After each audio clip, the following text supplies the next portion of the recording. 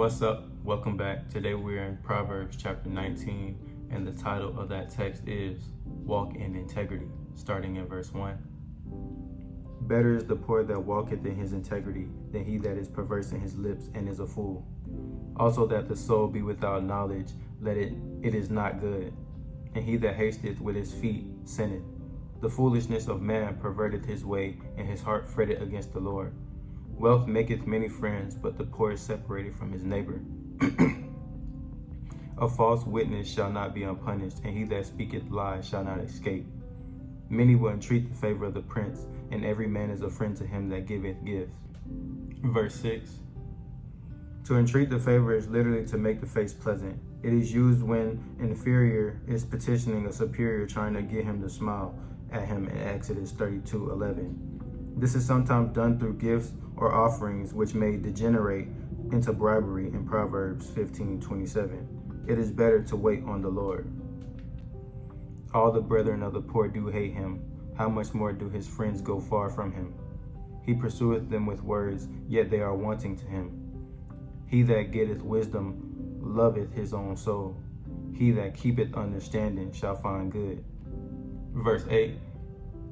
If a person loveth himself in 1 Samuel 20:17, he should be open to discipline and should listen to correction so he can acquire good sense and ultimately find success. The alternative is to harm oneself and love death. A false witness shall not be unpunished, and he that speaketh lies shall perish.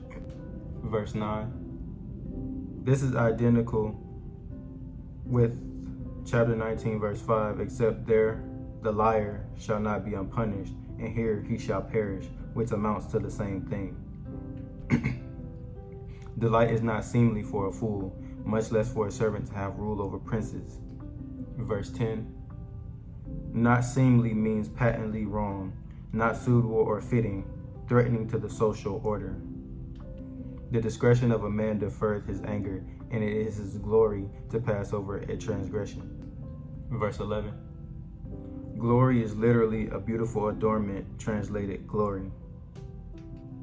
The king's wrath is a roaring of a lion, but his favor is a dew upon the grass. A foolish son is the calamity of his father, and the contentions of a wife are continual dropping. Verse 13. There is an Arabic word related to the Hebrew word for dropping that means a leaky roof. Contentions are bitter, conflict and discord, strife and dissension, nagging and quarreling. House of riches are the inheritance of fathers, and a prudent wife is from the Lord. Verse 14. Many things are seen as arising from human activity, but a prudent wife, unlike a contentious wife, is truly a gift from God. Slothfulness casteth into a deep sleep, and an idle soul shall suffer hunger. Verse 15. In a deep sleep, a person is unaware of what is happening around him. In Genesis 2:21. He that keepeth the commandment keepeth his own soul, but he that despiseth all his ways shall die. Verse 16. Keepeth comes from the Hebrew word shamar. The commandments refer not just to God's commandment, but an instruction from any good source. Also, the mentions of his way probably does not refer directly to God's way because God is not mentioned in the context. Disregarding one's way has to do with not wanting to watch carefully what one is doing, not taking responsibility. The opposite of making sure that one's ways are God's ways. He that has pity upon the poor lendeth unto the Lord, and that which he has given will he pay him again. Chasten thy son while there is hope, and let not thy soul spare for his crime. A man of great wealth shall suffer punishment, for if thou deliver him, yet thou must do it again. Verse 17. God takes care of those who take care of the poor. The pay or repayment from God is not necessarily money and will not necessarily come in this life. Hear counsel and receive instruction, that thou mayest be wise in thy latter end. There are many devices in a man's heart, nevertheless the counsel of the Lord that shall stand. The desire of a man is his kindness, and a poor man is better than a liar.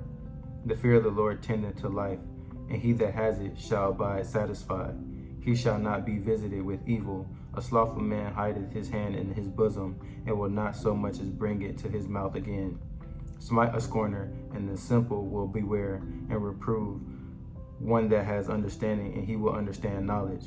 He that wasteth his father, and chasteneth away his mother, is a son that causeth shame, and bringeth reproach.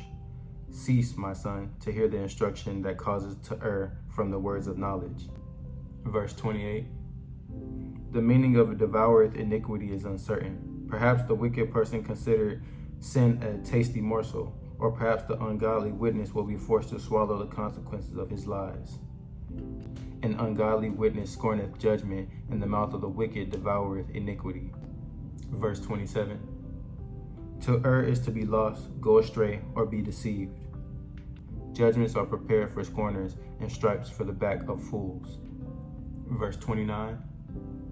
Judgment is always God's final punishment. It is never meant for correction. Stripes are potentially corrective, but fools are obstinate and do not change.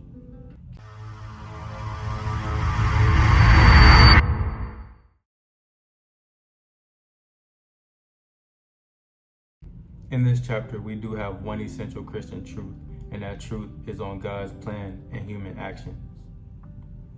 God's sovereignty over all life encompasses the free actions of human beings. In Proverbs 19:21 says, "There are many devices in a man's heart, nevertheless the counsel of the Lord that shall stand." In ways we are able to fully comprehend, the Lord's plan goes forward in a way that extends to the choices of human beings as moral agents. Even freely chosen, sinful actions are factored into God's overarching plan, as is the case with the crucifixion of Jesus, an event both purposed by God through foreknowledge and yet also carried out by the wicked decisions of human beings in Acts 2:23. Knowing that God is working all things for the good of those who love him in Romans 8:28, we trust in his promise to fulfill his plan even when we do not understand our present circumstances.